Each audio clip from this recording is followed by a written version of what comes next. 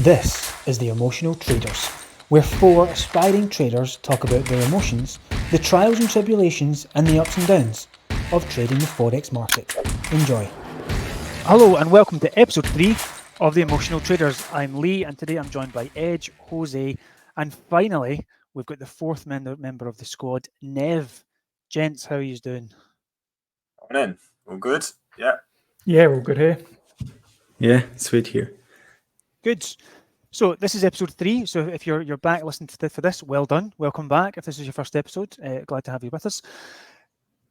The last couple of weeks, we started episodes. A quick recap. We started week 1. It was just me and Edge. We gave our overview of our journey. We were wanting to go with it. Last week, Jose joined us and he gave us his run through. And this week, we've got the fourth member of the band, Nev. So Nev, before we get into kind of the round table of discussion between each one of us and how our week's been, it'd be good just to kind of you give an intro in terms of your journey, where you want to go, where you're currently with kind of how things are going with you right now, and how you think things need to improve to reach your end goal. So I'll hand over to you for a quick overview. Yeah, cool. First of all, happy to be here. Looking forward to getting the first episode in. I think you guys did an excellent job at the first 2 episodes. So yeah, looking forward to the future of this podcast. So I suppose my journey started in 2021, much like the other guys. Obviously, I bought the top, which wasn't great, but taught me a lot of lessons. So there's a common theme here, isn't there? We all bought the top. There is a real common theme. I feel like we're the 1% that's actually left from that bull run of the losers. But hey, I'll be the biggest loser. So came into the trading world through crypto in 2021.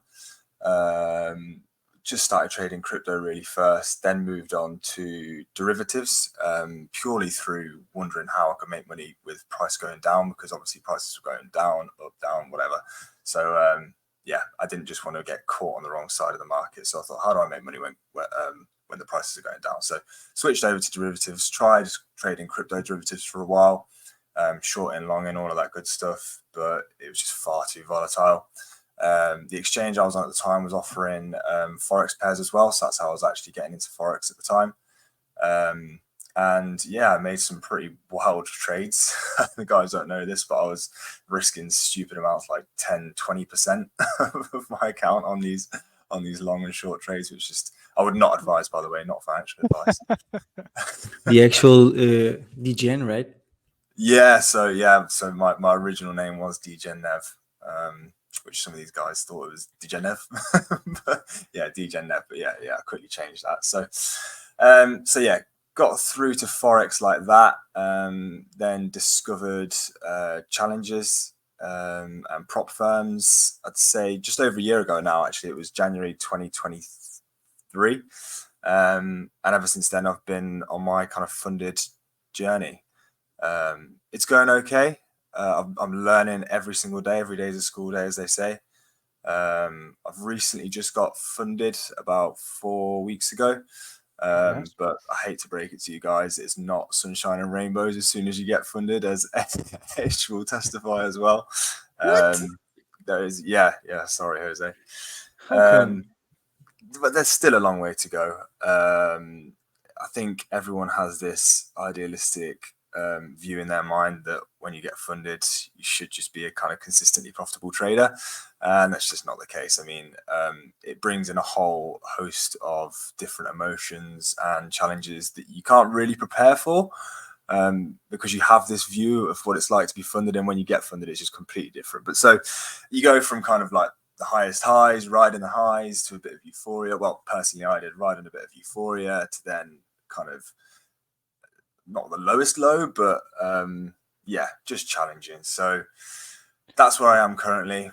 Still got my funded account. I've had my first payout, which is great, but I just want to make it a bit more consistent now. I suppose that's where I'm at. So before we go to do the roundtable then, because I think that's a really good point. So for those who are trying to get funded, like myself and Jose, sorry Jose, you're still in the lagging behind here. There's almost the kind of this vision that once you become funded, done, I've made it. The money's going to start raining down, but actually, that's just the start of the journey. Yeah, it really is. Edge, feel free to chip in here, but it really felt like, first of all, it felt great because it felt like I'd reached a goal. It's like you have this goal to get funded, and I felt, oh my god, right, I'm funded, great. So I took those feelings at the start. I kind of patted myself on the back. It's like, okay, well done, you've done it. Now what? It's like that now what moment. And I suppose, yeah, that's where the real work begins, because I think Edge mentioned the other week, trading a funded account is just so different to trading challenges. With the challenges, you can kind of just buy another one, not that you want to, you can buy another one, and you're chasing that 8%. So even when you make some decent money on a challenge account, on an evaluation, you're still not done. Whereas with a funded account, like my first payout wasn't the biggest, but it was something, and it meant that I could get my refund back, and that was good enough for me. So you have to change your risk profile. You have to change your mentality over from this kind of chasing your 8%. You have to change a lot, which is difficult when you want to continue getting different funded accounts, because it's almost like you have to trade kind of two different trading strategies and personalities. So I think even Edge has recommended to me straight away, as soon as I got funded, do not trade. In fact, one of my first losses on the funded account was because I was trying to trade both the funded account and the challenge at the same time. And Edge was like, do not do this. I think he was speaking from experience. I don't know if you want to touch on that, Edge, but yeah, I mean, it was good advice. Yeah, it's just something that, like you said, it's just a completely different mindset, right? So for the first time in, I don't know, however long, like a year, you've gone from not making any money, right, with the challenges, to then having this funded account that you actually make money from. So the emotions of that kind of just play into your trading kind of strategy as well. So it's not just the fact that, like, you want to be trading kind of less risk on the funded account. It's also that your emotions are, right now I can actually get the money out of this kind of this account, and it's like the greed can take over, which, as you guys know, kind of I've kind of been greedy on some funded accounts, and it's not ended up well. And you try just to kind of rein it back in, but everyone has to learn that as they kind of go along and become funded. It's just a learning curve. But the main thing is, Nev, you got your first payout, so you're in that very, very small percentage of people who have made the first payout. And the theme of this episode is going to be you got paid. You paid yourself, so well done. Yeah. Good. Okay. So following on from that, then, so as I say, there's going to be a talking point around this episode around paying yourself and ensuring that the greed doesn't take over. At the end of the day, you're taking money out of the market, as opposed to always just waiting for some elusive big payout. Before we come on to that, we'll do a quick round the table, find out how everybody's week's been going, and then we'll go into that talking about around paying yourself. So, Jose, I'll start with you. How has your week been since the last episode? So last week went good. I ended the week on green, which is always nice.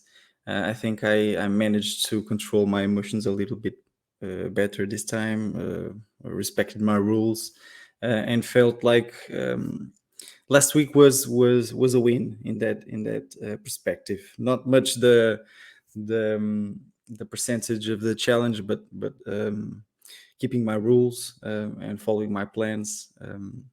I think that was the positive aspect. You were talking about paying yourself. I think right now I have the opposite problem. I don't know if you guys know that expression, eating like a bird, shitting like an elephant. Yeah, my trading journal says exactly that.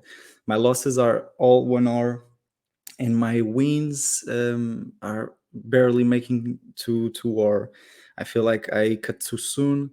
But actually I've improved on this. Before I had a free trade rule that I was obligated to take 50% when I reached 1 hour, and that would make my trade free. but that didn't end well because I would chase setups with a higher RR, and I end up placing the wrong stop loss, and that triggered all sorts of bad things. So I think, yes, you need to pay yourself. You have to go for the low hanging fruit as soon as possible. Take your money out, ensure that you are profitable, looking at your win rate, and go from there. But yeah, you need to get out of the market as soon as possible. But yeah, that's where I'm at. Yeah, so that sounds good. I guess, Nev, do you want to talk through how your week's been? Yeah. I sort of alluded to it just at the start, but I had a tough week last week. Basically broke every rule in the book, to be honest with you, and that stems from euphoria. That stems from having my real first bout of euphoria after passing the challenge, which I've never had before. So it's a massive learning curve for me, and I do feel like I'm coming out the other end of it. This week's been interesting. I've really stripped it back to basics. Not trading anywhere near as much. Didn't trade Monday, Tuesday. Traded yesterday. Took a couple of losses. Reviewed my trades yesterday, and they were just completely subpar setups. I just shouldn't have been in them at all. I think one of them might have been a right idea, but just wrong timing. So it's still tough for me, to be honest. But I'm getting there slowly. I'm slowly getting my mental back on track, and that's my main priority at the moment, is to really get my psychology back on track, because I feel like my fundamental chart analysis is all good. And that's, your mental, the psychology part is arguably the hardest part. Hence why we're doing this podcast, just focusing on the emotions, because it's a huge part of trading. Reading a chart is arguably easy. Anyone can teach themselves how to do that and read all the books in the world, but actually managing your emotions while you're in a trade, or even before a trade and after a trade, like I was saying there about paying yourself and cutting too early, which I don't necessarily think is a bad thing sometimes, because if you're taking money off the market, then you're winning, right? If you're leaving money on the table, then it means you've won a trade. So a lot of people would be grateful to be in that position. So yeah, I don't think you should beat yourself too much on that, Jose, because your idea is right, but just needs some refining, I suppose. But yeah, that's where I'm at. Edge, do you want to take the floor? Yep. So my week has been pretty relaxed, really. Traded Monday, which I guess we'll go through when we do the topic of this podcast. But traded Monday, took a loss on one trade, but a couple of and then I won a trade. Didn't trade Tuesday, Wednesday, pretty relaxed. Just because I didn't see anything that I liked, which is a good milestone for me, is that I'm not really forcing anything at the minute. And then just kind of getting back into it today. See where we go. Lee, what about you? So I had a good week last week. So I passed phase 1 last week. Yeah, it was good. So I had a blinded of a day on Friday. So I had a green day on the Wednesday, red on the Thursday. I got in too early in a setup that I've been waiting all week for, but I knew, and Jose, I said to the guys in the Discord, I could tell on Thursday I'd went in too early, but I knew the way it's set up, Friday was going to be the day. It ticked all my boxes. So although I took a big loss on the Thursday, I finished up Thursday thinking, no bother, Friday's going to be the moneymaker. And it was. So yeah, I passed phase 1 on the Friday. I was really delighted. And was it Friday? Was it Thursday that I passed? I'm getting confused with the days now. Anyway, whatever the days it was, Thursday. I passed phase 1. Thursday. Yeah, so it was Wednesday, took the loss. I went in too early. Thursday was the true day. The setup was there. And actually, I was really pleased emotionally wise, even though I took a big loss on the Wednesday, because I did go all in on the Wednesday, thinking if this hits it, I'll breeze past this phase one. It didn't go to plan, took a big loss, but actually I was still confident in the setup. My higher time frame bias was right. I didn't finish the day on a downer. I thought, you know what, it's fine. I was in too early. I'll just come back tomorrow, and the rest of the setup was there, and it was. So I came back on Thursday and got the setup I was wanting. And I think for me that was a real bonus. I didn't get fudded out by taking a loss on the Wednesday. I stuck to my bias, which I still felt was right. I waited for the setup and I went all in, and I passed phase one.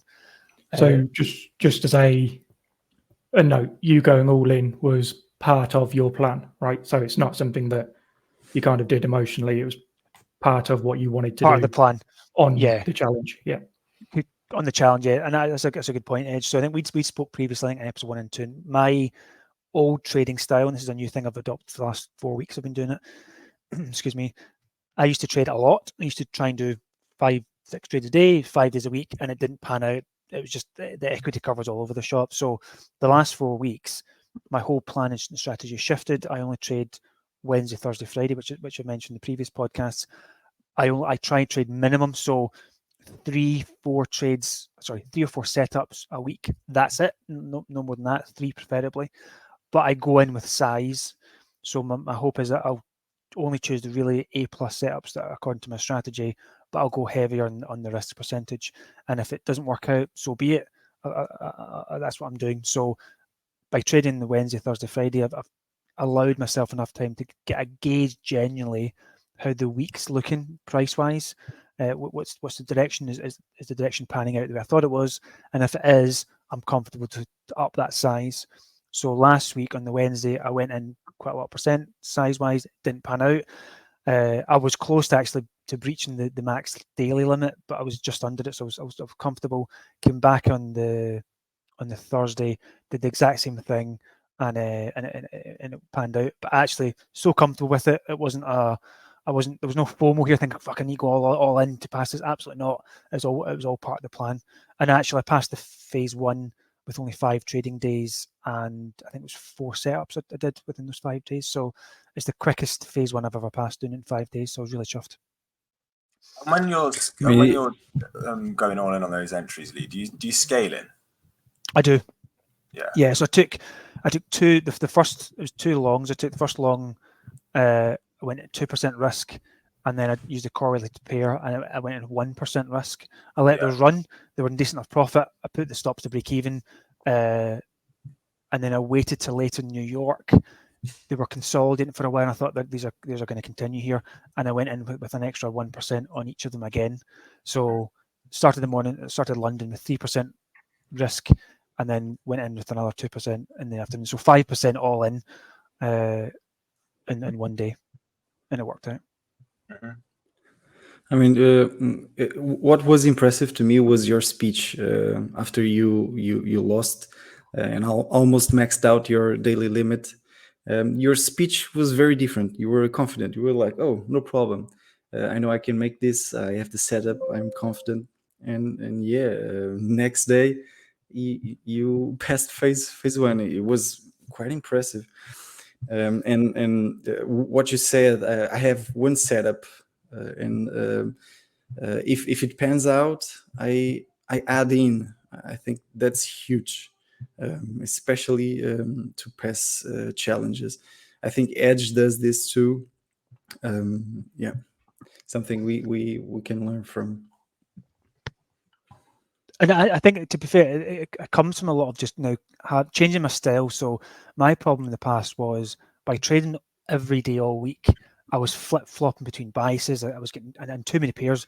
At one stage, I was looking at like 10 pairs or 8 pairs across the course of a week. Too many pairs, too many trades, and the bias was constantly flip-flopping.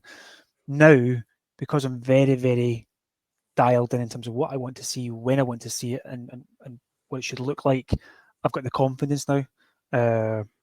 So it was good. So it was a good week, phase one. And then this week has went tits up because the prop firm I'm with is Funding Pips, not sponsored.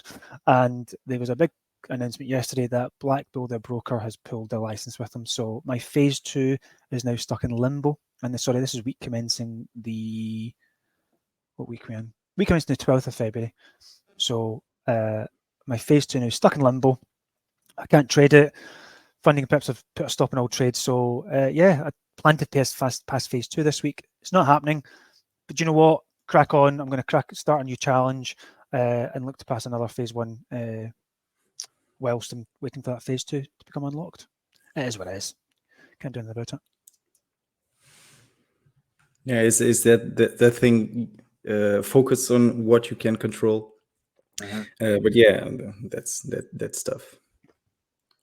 I'm sure you're going to pass another phase 1 and then go from there. Thank you very much. And actually, you know what? I've been a bit of cheesiness here. So from a stoicism, the listeners wise, we do like stoicism in this mastermind in this group. And listen, from a motivation point of view, it can be cheesy, but actually some of the stuff we talk about within our little group does give you mental strength. And one thing I quoted in our Discord yesterday was, I was getting quite as the day went on yesterday, and I couldn't chase the phase 2. I was getting quite frustrated and actually started feeling as though I'd went back, and almost I started to feel like I've lost this phase 2 because I couldn't trade it. But I found a really great Stoic quote, and it was, if you're paired by an external thing, it's not this thing that disturbs you, but your own judgment about it, and it's in your power to wipe out this judgment right now. And actually, I kept reading that over the course of today. Said, do you know what? It's a crappy situation, but I can deal with it, and I'll deal with the emotions. So, it is what it is. Yeah, I love it. And I was just going to say, for the more observant among our listeners, you'll notice that our banner is actually Marcus Aurelius' quote. So the soul becomes dyed with the colour of its thoughts, because obviously our whole podcast is about emotions and thinking. So yeah, and I do think stoicism goes hand in hand with trading. A massive part of trading is being I agree. I really do. And I think that's something that will come out over the course of the further episodes. I think the stoicism kind of resilience and mindset, and it's not about being a man, it's absolutely nothing to do with that, but it's about the mindset of what stoicism tries to install around you. I think that will come out as part of this episode and this podcast. Yeah, definitely. It's about what you can control ultimately in trading. You can't control the markets at all. So yeah, just being able to focus on your setups, focus on what you can control, which is how you execute, when you execute, and exactly what you perceive the charts to be. And that's all you can do. Absolutely. So yeah. Good. Okay, moving on then. So we've done the round table. Moving on to the theme of this episode. So the Edge, I'm going to come to you. We'll use you as the case study for this episode, but the theme is around always ensuring you're going to pay yourself. It's easy in the markets to have targets, to underpay yourself, to overpay, whatever it may be. But the main thing is you should always be trying to pay yourself and not either be too greedy, etc., and whatever that may be. So Edge, do you want to run us through what was the situation you had with a trade this week or that last week? I can't remember when it was, and what were the emotions like? But actually, you felt you did the right thing in the end. And hopefully, the point of this, trying to have a theme or a case study each week, helps the listeners to take some learning from it, some value from it. Yeah. So I was obviously in a trade that was kind of going in my favor, which is good. And essentially it came to, I don't know what time it was, but it came to a point where I thought, should I just close it here based on the timing rather than where the chart was, kind of thing. So I ended up kind of closing it for a small amount of, well, say small, it was 1.5 hour or something like that, rather than letting it run to the targets that I thought it was going to go to. And obviously, I went to sleep, woke up the next morning, and the next day it would have ran to the targets that I'd put in. But I was kind of in a bit of an emotional conundrum kind of thing. So at the one hand, I was happy that I took the trade and made profit and whatever. And then the other hand was the greedy side of me was, well, I could have made loads more money on this. And yeah, I could have, like I said, could have been up loads more.